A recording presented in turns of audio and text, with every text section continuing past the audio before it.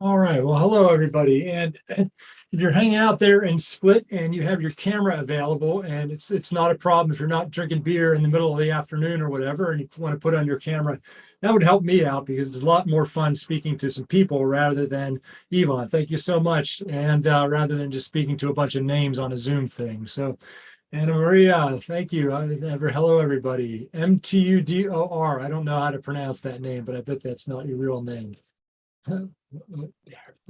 Larissa Herzich. That's probably not good, but I just wanted to give it a try. And the funny thing is, so my name is Michael and my last name is Anderson, but what you may not know is I come from Croatian heritage. If my mother's maiden name was Griznik, and Norsic's in my family, and I've actually been to Split a couple times. And if you don't know because I'm sitting down, but I'm really tall, about 2.03 meters or 6'8". So I'm almost positively I came from somewhere on the Dalmatian coast, right? Tall, thin, dark-haired Croatian boy. So my grandma used to make sarma. What do you say? How do you say it? Shawarma, sarma, and all that good stuff. So I guess I'm a third generation Croatian. So thanks for having me here. And I really want to talk a little bit about leadership. And I was thinking about this before a couple minutes ago before we started, and leadership. It's sometimes hard to get your head around because, when we see leaders and we get examples of who leaders are, we often see them in different areas. Of course, if there's a CEO of a company, Mate Rimac, for example, we all know what he's doing in Croatia. There are, different CEOs, Elon Musk and Steve Jobs, et cetera. Obviously, those are business leaders. But we also see them in other areas. For example, in politics, those are obviously leaders as well as in sports. We see leaders, especially in, football teams and things.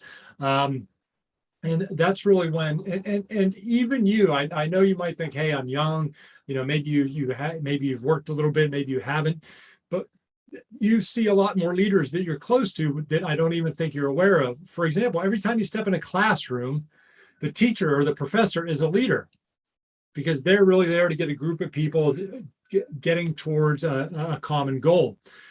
And I don't know if you've ever had the experience you probably had. Maybe you're with a group of friends and you want to go somewhere for dinner, for example, or for a drink. And sometimes when you have a group of people that know each other and there's a decision like that to be made, everybody turns to one or two people and to hear what their opinion is and their thought is. And to me, that's leadership as well. So you don't have to be a business leader to be a leader. Leadership takes place in so many different places.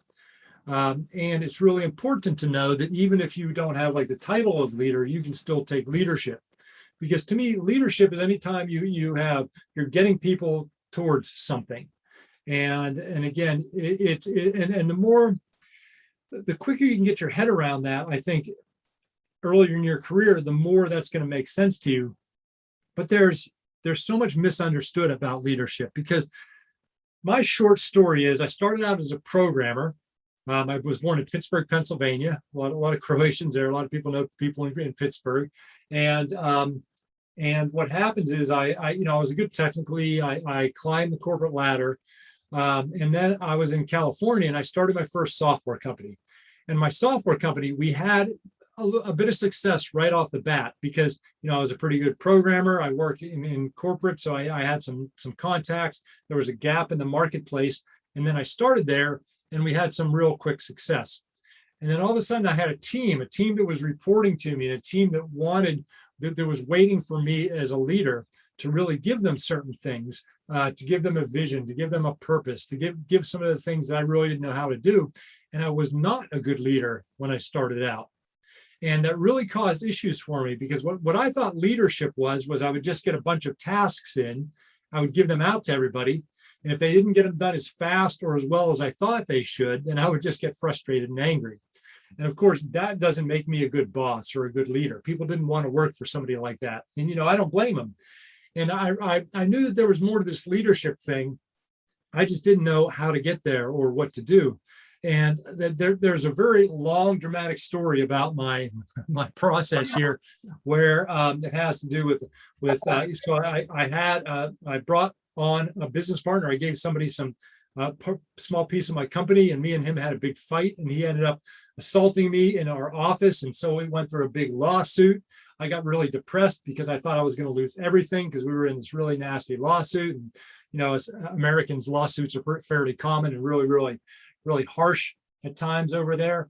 I was going through a divorce at the same time. There was substance abuse issues, and I don't have time to go into that whole story now, but if you want to see the dramatic story, you got to wait either for the Netflix special or you got to check out YouTube, because I talk about that on YouTube. But it was a really difficult time for me mentally and emotionally. And I realized that I had to learn this leadership thing if I was going to get to where I wanted to go professionally and personally. And I ended up earning a master's degree in psychology. And it really, really made me understand what made me tick and what made other people's tick. Because that's really what leadership is, isn't it? It's about motivating, it's about inspiring, it's about getting people that are loyal and honest and really are there to do a job. And we talk about like vulnerability in leadership. And what that means is, I think that sometimes people think that if you're in a leadership position, you should always look like you know everything. And the thing is that when you act like you know everything, that really turns other people off.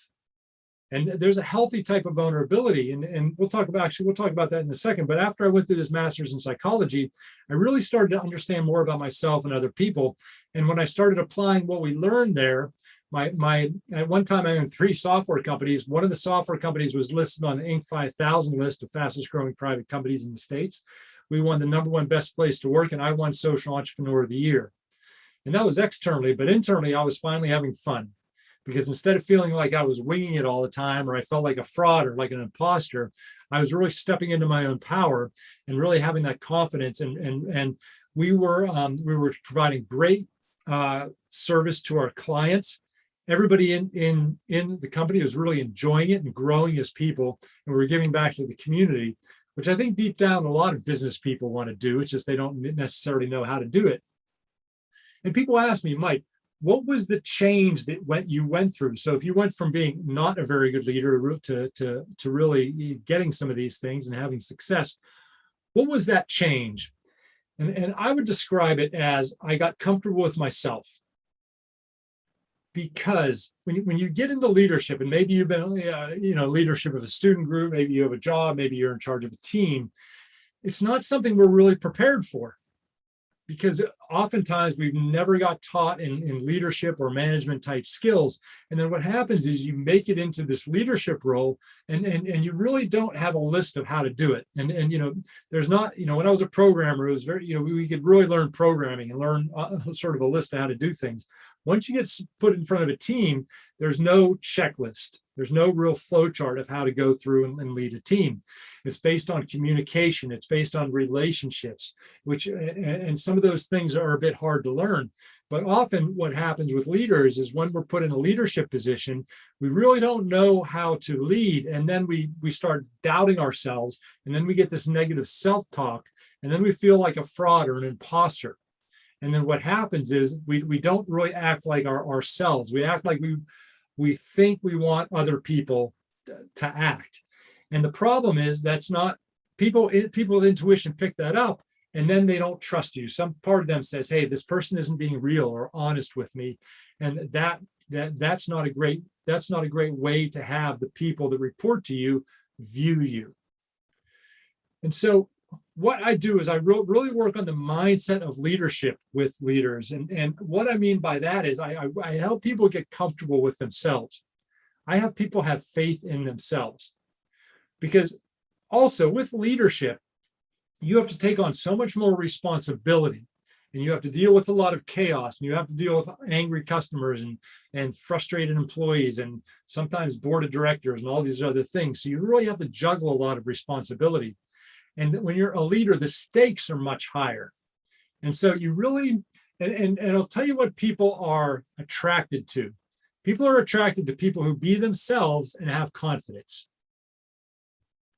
Think about a leader who you look up to. Again, it could be in politics, it could be in sports, it could be in business, whatever. They have a confidence about them. And people want to know that they're going to be on a winning team. Nobody wants to join a team to not win. They want to be victorious. They want to succeed. And so when it comes to leadership, you really want to give people hope that, hey, if you join my team, if you join our team, we're going to get to the end, and you as a person are going to be successful, and us as a team are going to be successful, because that's what people want to be part of. And so leadership isn't about knowing all of the answers. It's not about knowing all the answers. It's having the confidence to say, you know what, I don't know all the answers, but I still have faith anyway. And I'll tell you what, us as a team, we're going to find the answers. And it's about having the confidence in yourself to, when somebody else does a great job, tell them that they did a great job, and empower people and challenge people to keep doing a better job and a better job. And because, I'm sure we all have seen examples of poor leadership. And that's when people are very arrogant. They think it's all about them. Maybe you've been on a team where the leader didn't explain what's required of you. Well, you didn't really know what your role was. Maybe there wasn't clear boundaries. There wasn't a good back and forth of communication. Google did a really interesting study where they found in their high performing teams, the common thread was there's a thing called psychological safety. And what that meant is, in that team, the leader created a place where people could be very honest with each other, including the leader. So if the leader had an idea, hey, I have an idea to do this type of marketing thing, and people didn't agree, they would say, hey, we don't agree with that, and here's why. And they had the psychological safety to have open conversations. Because on a team, there's a lot of collective intelligence. And so what leaders that really have confidence in themselves, they can get that type of feedback from people. They can hear like, hey, I had an idea, it might not be that great. And that's okay, because I want all of us as a team to win. And you could say, hey, if my idea is not that great, what's your idea? And let's have an open conversation. And I'm sure we've seen where you might have been around leaders who didn't want to have an open conversation. They wanted to have their ideas, and even if it was a stupid idea, you should go and implement it. Well, that's not really very fun, is it? When a leader doesn't ask for input, they just give you orders and you're expected to do it, whether you think it's a smart idea or not. And so that's what really great teams have: psychological safety, where somebody might want to take a risk. And when I get from people, and when I did some work in Croatia, I did work with Uber. I talked to Mate Rimak before about his company and his leadership and things. And what I get from the different places is that Croatian can be a bit of a risk-averse culture. And to me, great leadership takes great risks. And the thing is, what I learned about leadership is it's okay to fail. But when you fail, you just got to not worry about it. You just got to get back on there. And so to me, as a leader, if you're leading a team and somebody does a project and it fails, to say, you know what, put that behind you and go take another risk. Because I also get the thing, especially people from Dalmatian things, they say, I want to start my own business, but everybody's telling me not to do that. Go get a job. Or if somebody has a startup and it fails, sometimes, they're labeled, for example, as a failure or whatever. That's not great for the startup ecosystem, because, to me, startups are about taking risks. And so when you have a great startup and it actually works, then it creates a lot of jobs, it creates innovation, it creates income, it creates all those different things.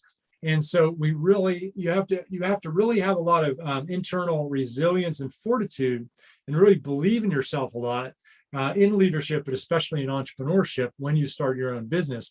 That's why it's good to have groups like this, where you really get together around a lot of people that understand about risk taking, understand that, hey, if you're taking a risk, it may not be successful the first time. It may take a couple of years. It may take longer than you would originally think about.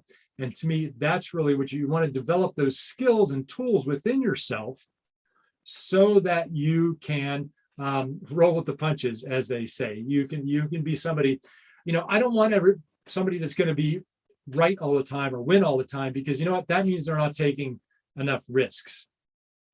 I'll tell you a story about myself. I was the president of a board of directors for a nonprofit in California. And it was the first year that it was a branch of a larger nonprofit, but this one in San Diego, I helped start the board. And we had a great initial event where we had business leaders from all over the county. It was an amazing event.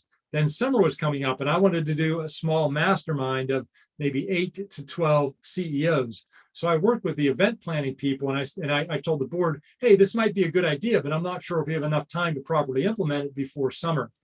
And I said, this is a risk. We don't know if this is my idea, and I don't know if it's going to work or not, because we don't have the time and people might be gone on their summer holidays. It was like the first week of summer. And we jointly made the decision to try it anyway, but it was my idea. And we needed 6 people signed up to run it. We wanted 8 to 12, and we got 1 person signed up. 1 person signed up. So in a way, that initiative was a failure.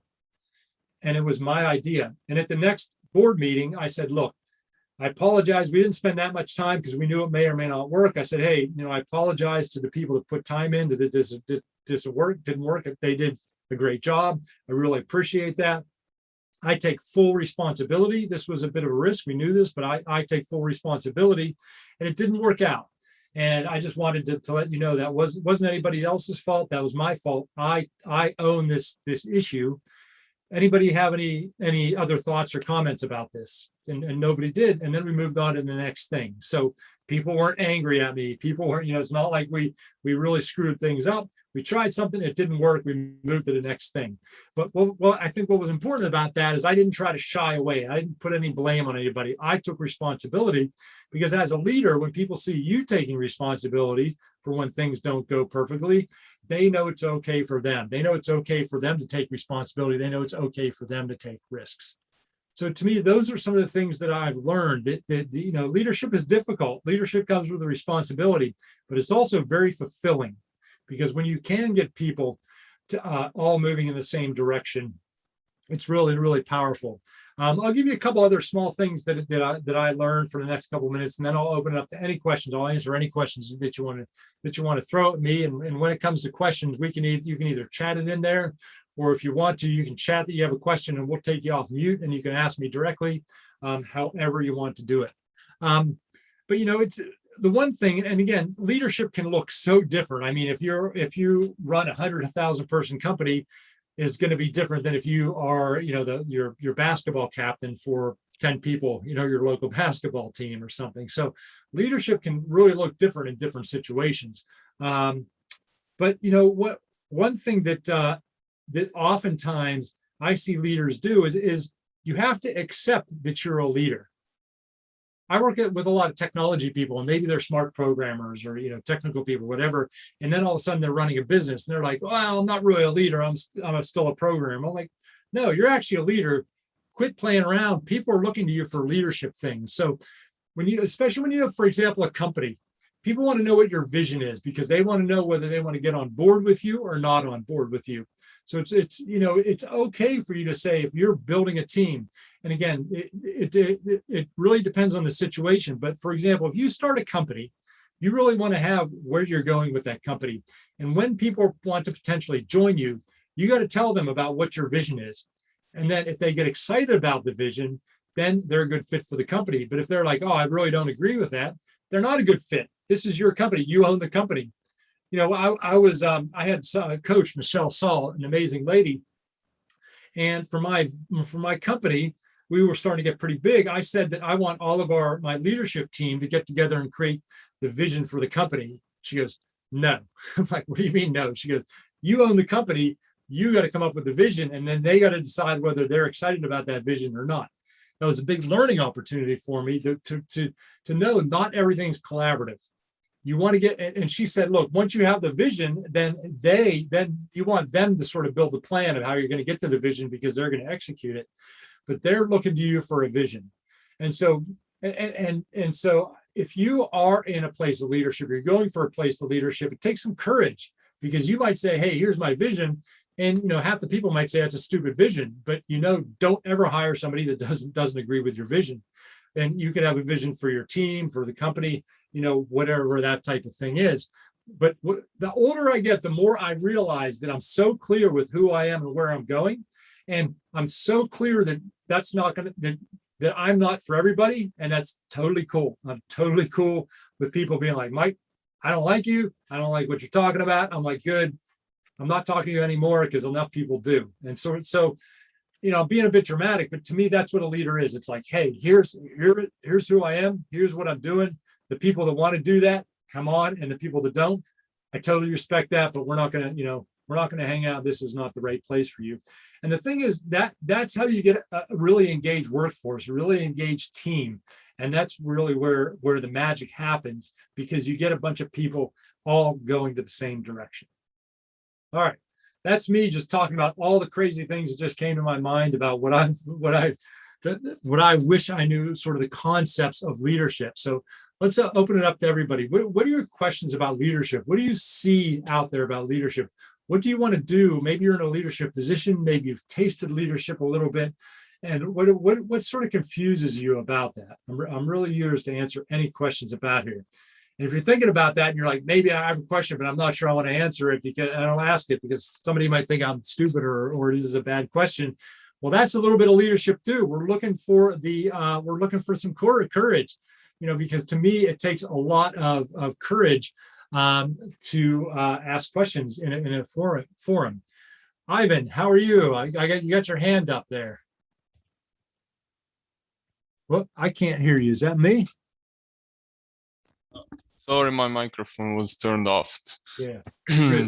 Yeah. So my question is, how do you lead a team that you don't know what they exactly do? Let's say I'm in sales and management, but I have to now lead a team of programmers, which I don't know what they're doing exactly. I have pinpoints what they need to deliver from the higher ups, but I don't know how they do it or anything about it. Yeah, great question. Great question. So within the team of programmers, you're going to want to probably find a leader there, you know, somebody that you can interface with and can help be your interface between them and the programmers. And you hopefully that you get everybody on the same page with your vision, and you still want to support them. You can say, hey, what's a realistic date for delivering this? What do you need to do to deliver this, and come to an agreement on that? Sometimes that might be a negotiation, which is okay, because you might need it in 2 weeks and they might say 4 weeks. And you're like, well, why do you need it in 4 weeks? And really have a conversation with them about there. And that's okay to have some tension in that negotiation. You want to have an open conversation with them. But you also want to get, you know, if it's a group that you don't know about, they really need like a team leader there, because you don't really necessarily want to have to interact with all of them. You're going to want somebody that you primarily interface with. And you're going to want to make sure that they know, if they're delivering a project, the implications of getting this wrong or getting this, or if they're late, etc. Because oftentimes people don't see what you see from a leadership standpoint. So you want to say, hey, it's really important we get this done within the time frame we said, because if not, then we miss this deadline and this customer and these things. And so I found in leadership, I'm often having these higher level conversations. So I see the bigger picture, and people really want to know how they are affecting the bigger picture. So you really want to make sure you can say, hey, everybody's counting on us for this. I really believe in us. So you want to give them sort of that positive energy, but they you know, it's not, if they miss a deadline, you want to also make sure that they understand it doesn't just affect them, it might affect the whole company. Does that help a little bit? Good. That was a great answer. Thank you. I'm just winging it, so it's glad you like this. Good. All right, who else we got? What else we got over there? I have one question similar. I'm thinking about next situation. Many companies become remotely first companies, and how to become great leader in that situation when you cannot see your teammates and in situation where there is no human touch. Yeah, well, it's interesting you said that, because I literally wrote my last book on leading remotely, so that's a great plug. Thank you. Well, there's a couple different things to that. You know, if you start the company always virtual, it's going to be much easier than if you are a lot of people have been used to going to the office, and then now they're forced to go virtually. So anytime you shift things, the way people work, it really can get that's more difficult. But everything that you've done, you can do in the office, you can do remotely. You just have to be, I say, more intentional about that. Meaning, when you go into an office, you're naturally networking with other people. You're seeing other people. You're talking to other people. You're getting coached or mentored. You get that there's sort of the culture is embedded in you based on just being around other people. If you're doing that if you're all virtual, for example, you need to make time for that. And so that might be more meetings. If you're a leader, that might be more one-on-one meetings with your staff, because you don't see them. You don't go to lunch. You don't go for that coffee. You don't go whatever. And I know you people from Split like your coffee. So, it's, you got to make sure you get the time in there. So, and you can do a lot of fun things like you can literally have virtual coffees. Maybe on every other Friday, everybody goes and gets food delivered in at 4 p.m. or something. You all have a beer together. So there's a lot of creativity needs to be done. When it comes to networking, maybe, once a month you have a coffee or a half an hour meeting with somebody, a random other person in the organization. So you just really need to put a lot of effort in there into all the different things that you want. And it takes thought and it takes it takes thought and it takes some planning, but you can really get there. Does that help? All right, good. Do we have something on chat here? All right, here we got Ivana. I want to open an NGO that deals with environmental protection. I have some visions in my head and I'm slowly gathering all the material. My question is how to find the necessary people with the same passion as you. Well, I think that's a great question, Ivana. And I think what it is you got to talk to people about your vision. You got to see how they react and they respond to when you talk about your vision. And you might have a coffee with somebody. You might do a little presentation on it, and you don't even have to know exactly what your vision is. You might say, hey, I want to do work around this and this and this. And then people either get excited or don't get excited. So my encouragement to you is don't keep that to yourself, share that. And, also with a vision, don't think you have to have a vision and it's the same vision for the next 20 years. My vision is always constantly changing and updating and evolving. It's normally going in the same direction, and yours will too, but maybe you learn about something somebody else is doing. You learn about, a new technology, a new solution. So don't think that you're tied into this vision, but most visions have, a core, thing. So if it's environmental protection, your vision might look a little different, but it's probably going to have the same, you're probably going to be looking at the same result. So you really want to go just be around, and do simple things like go to networking events that are speakers around that, and just, and don't be afraid to reach out to people. If you see somebody on LinkedIn,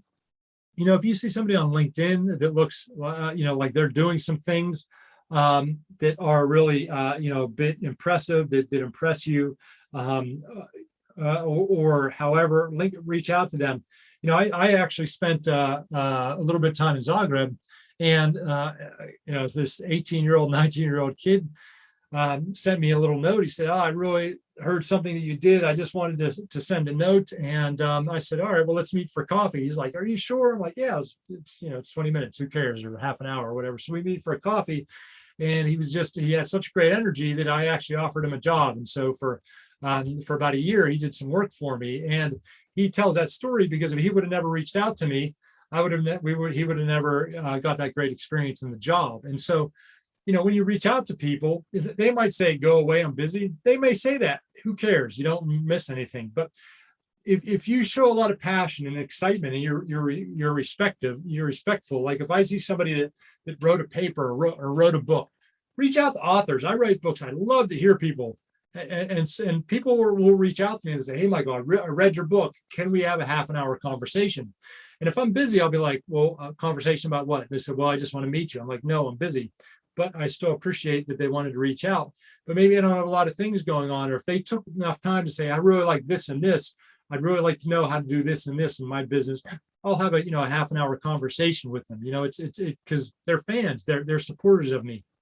So don't be afraid to yeah, get yourself out there, take some risks, put yourself out there. And sometimes people are going to say no, but a lot of times they're going to say yes. And you'll make some great contacts that way. And so hopefully, Ivana, that was helpful. All right, Marta, I think you have your hand up. Do you want to go off of mute, or do you want to, hello there? Hello there. So I would have two questions, actually.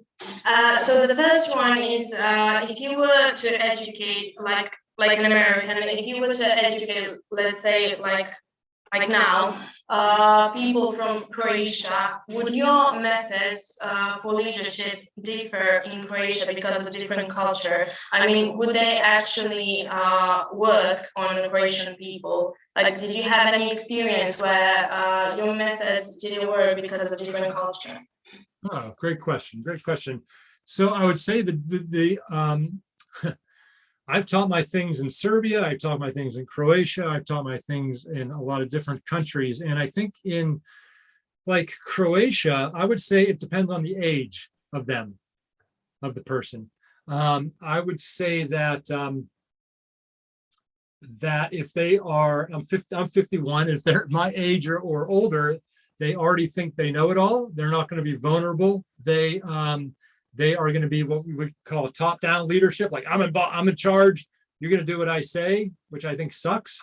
But that's the old pseudo-communism that was ex-Yugoslavia in Croatia and things. That's the way it is. That's and you can't really blame them because when you grow up with something, that's the way it is. And they came. That was a place of just a very difficult system to come out. But I love the energy of a lot of the younger people. When I say younger people, the younger 40s, 30s, even in the younger generation, there's that amazing energy. But you also got to be careful because we all know that Croatia has some things working against it with politics and some systems, and to not get, we need young people to step up and step through that. Because honestly, the old guard is going to be retiring and getting old soon, and there's so much potential in Croatia. So we need young people to really come with a positive energy and really drive that forward. So, and I can tell you, can be massively fulfilling if you, as the younger generation, stick with it and don't listen to the old folk, if I'm allowed to say that. Don't tell them I said that, but they're just educated through an old antiquated system. So does that make sense? Does that help a little bit? Well, yeah, it does make sense. And I have another question. So let's say there's a team who's been led by one person for like 10 years. And then after 10 years comes another one, so another leader. And the question is, do you, as a leader, do you accept their methods and their way of working, or do they accept yours, which is, let's say, entirely new one? Well, Marta, you got some good questions today. So, it's much easier to build a team from scratch because you can be like, look, this is what I believe in. These are my values. This is that, and then you build a team. When you talk about having a team and then replacing somebody that's been there for a long time, that other leader had the respect. They hired them. They have their ways of working. And to me, what you want to do is you want to be honest to you want to be true to yourself. And so if maybe I replace somebody who has a different way of leading, I want to transition the team to my way because it's hard for me to be somebody else, but I want to do that slowly, because I want to give people a chance to get on board with me. And so that is, fitting in with what they're looking for and then finding the right way and time to make that.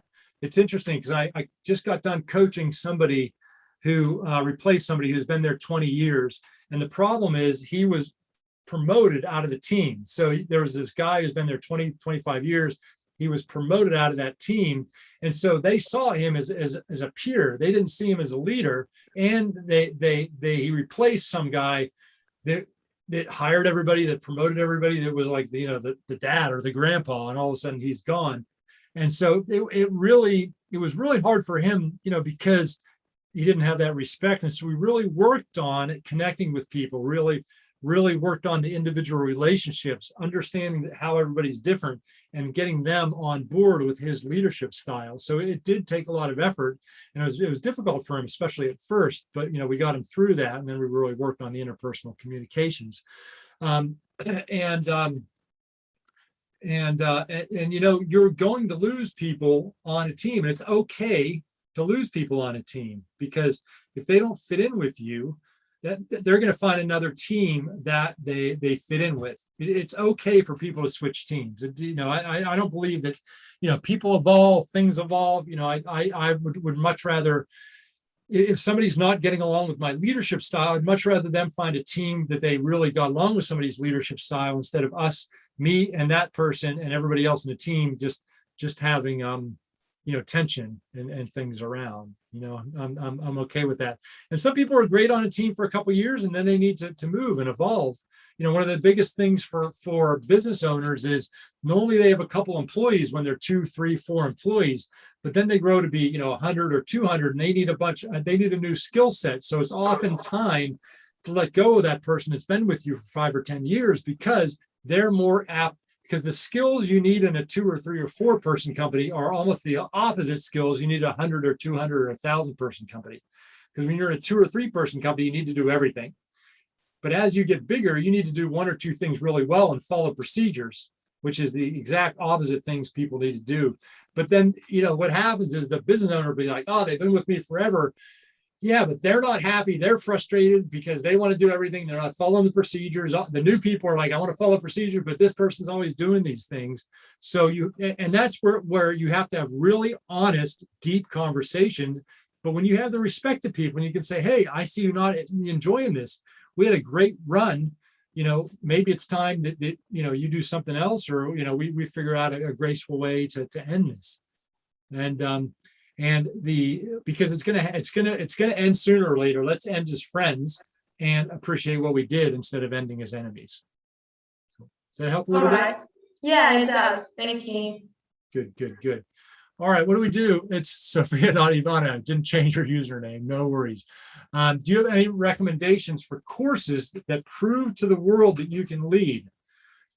Well, that's a really interesting question, because to me, you want to take a course not to prove to the world that you can lead. You want to take a course to grow in your leadership skills. When you say prove to the world that you can lead, I think the only way really you can prove to the world you can lead is to lead successfully. And so I'd really look at that in where you're in for that, Ivan. So. And then you also want to understand, what you're trying to get out of a course. Are you trying to get out of, is it time management, is it personal leadership? So there's so many different things you can take training for. Good. All right. Any other questions? Who's got more questions? I got as much time as everybody.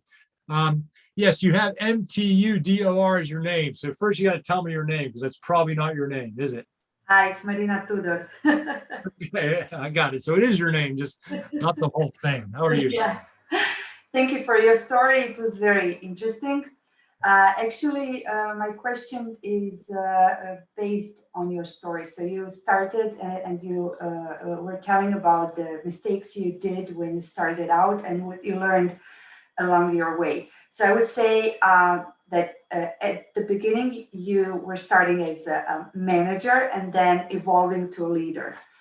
And that's actually the question. What would be the differences between management and leadership? And what would be some specific skills? Obviously, they are different for different areas of work. But what would be some basic or general skills that every leader should learn? So if somebody is a great team player, but then when he or she is evolving to be a group leader or a company leader, so good as when they were a team player.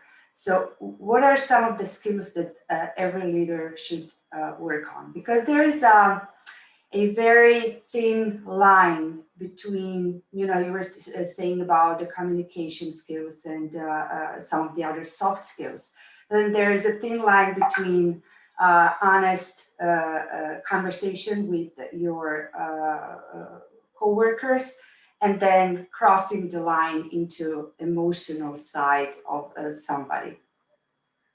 Yeah, that's great. Great. I think there were a couple questions in there. The first Thank was, you're welcome. The first was management and leadership. So if we define management and leadership, and I don't have the dictionary definition, but management's necessary. You manage a project. That's, to me, management is keeping track of a lot of things and keeping track of tasks, and you can be a good leader but not a good manager. You can be a good manager but not a good leader. So to me, management is like keeping track of tasks, keeping track of things, managing something, managing a process. You could manage a project, etc., manage a product. To me, the leadership, to me, the skills, if you're asking what the skills are of a leader, it is giving people, it is motivating and inspiring people, or people, excuse me, I meet a lot of managers who, the people come in, they think the manager is okay, they work their 8 hours or whatever, and then they go home. And they like their job, but they don't love their job. And I think that when you have the right combination of things, people love their job, that they really can't wait to get into work, that they know that they're being part of something bigger than themselves. And there's that extra motivation and inspiration. When my culture was at the best, our best, and we would have like a meeting about clients, and there was a problem client, people would jump at the chance to work with the problem client, even though they know they'd have to deal with angry people and it'd be extra work, because they believed in what we were doing so much that it was never a problem for me to assign out the problem clients, because everybody was in it together. And to me, there's if you ask sports people what was the best coach that they ever had, and they tell you the best coach that they ever had, that isn't the coach that always was nicest to them. It was the coach that challenged them. And I think as a great leader, you might see the potential in me, and so I might deliver something here. You're like, well, that's okay, but I think you can do better. And that might be a difficult conversation to have, and that's a bit of a risk, and that might not feel very comfortable to you or me. But that's really that's really the conversation that I need for me to go in and you know what, I can do better, and I think I can do better, and then for me to really dig down and reach more of my potential. So I think you ask about skills. I think a couple great skills for leaders are being able to have difficult conversations, but bringing a positive energy to it. So it's not like, Michael, this isn't as good, you could do better. It's like, hey, I think you could do better. I believe in you. I think why don't you go back? Do you want to give this another shot? Because I think you got more in you. So it's it's the energy that it's delivered on. And so I think the great leaders really bring that energy. Did I answer that right? Was there any other questions? Because you gave me, I think we wrapped a couple in one, which is okay. But does that help? And is there any other questions? Thanks a lot. Okay. Is it Frane? Did I pronounce that correctly? Let me try it. Frane Tuja. Very good, very good. Nice. So first, Mr. Michael, thank you for your presentation and for your time. I have one question, maybe simple question, I don't know, but I'm interested in what you can say about this. So let's say as a leader, you are not satisfied with some job of your worker, let's say. So how would you approach it? How would you approach that situation? Yeah, that's a great thing to bring up. And I believe that everybody deep down wants to do a good job. And so you really got to look, did they not believe in what we're doing as a company? Are they, and this is more in private, I mean, it's a little bit in government because some people just get a job to get a job. But I think in a private company, you want people there that are excited about what you're doing. And so you really want to look at why aren't they doing a good job? So it could be that they just aren't that excited about the job in general. It could be that they wanted to do a good job, but they didn't understand what they were supposed to do. It could be that they didn't have the correct training. It could be because maybe they weren't included in the process. And so to me, if you have somebody that's not performing, or it could be they're just not good at, they may not have the skills or tools to do this job. But it also could be they're not managing their time correctly. They have their own priorities. So I think as a leader, what you want to do, and again, there's no science to this. This is a bit of an art. There's no there's no real flow chart. It's like you want to look and it's like, why didn't they do a good job? And you want to get an idea, but you can also ask them. You could ask maybe their if they're reporting to somebody besides you, ask them, have they done a good job before? And this is the only time. Do they have problems when it's these type of jobs, but not these type of jobs? And I think it's great to have a conversation with them. But you have to be open to the fact that you didn't do something properly. I know, to me, when a lot of things don't get done right, it's maybe because I haven't explained my expectations. And so you really want to say, hey, I think this could have went better. Can we look at the process that you went through to get this done? I really like walking through the process. First of all, I'd ask them, do they agree that it could have been done better? And because if not, then there's a mismatch in expectation. Because if they think they did a good job and I didn't, that's the problem. That we have different definitions of what the good job is. They're like, it could have been done better. I'm like, okay, well, why not? And it's really important that when you do that, your energy isn't blaming. It's like curiosity. Like, hey, how can we make this better? To me, the energy you talk with and the energy you show up with is really, really important, because as soon as you get into blaming, they're going to go into defense mode and nothing's going to get done. And that can be difficult because, here you are, you're a leader, you got all this stuff to do and this didn't get done. And, part of you wants to go, why the F didn't this get done? I'm freaking angry, right? But that's not going to help anybody. So it's about calming down, treating them as a human and really, and getting there. And the people that do that get a lot of respect from their people. That help? Thank you very much. Yeah, it helps. Helps. Thank you very much. All right, last chance. Anybody else? Last chance for questions. All right. Everybody, it's been very fun. So the next time I am in Split, I think everybody owes me a coffee or a beer or whatever. So I will take everybody's name and you all owe me one. But in all seriousness, it's been a lot of fun. You guys asked really, really great questions. And just remember that when you're a leader, in a way, it's not fair because you take on all this massive responsibility. But to me, when things come together and you can see what your team has built, it's so fulfilling. And to me, the most fulfilling thing is about a leader is not just what your team does, but it's watching your team grow. And so it's watching somebody that maybe doesn't have the experience, get some confidence and do something well and really help the team. And, and when you do that, to me, that's the most fulfilling thing to me. And I think leaders, we can bring in so much positivity into this world.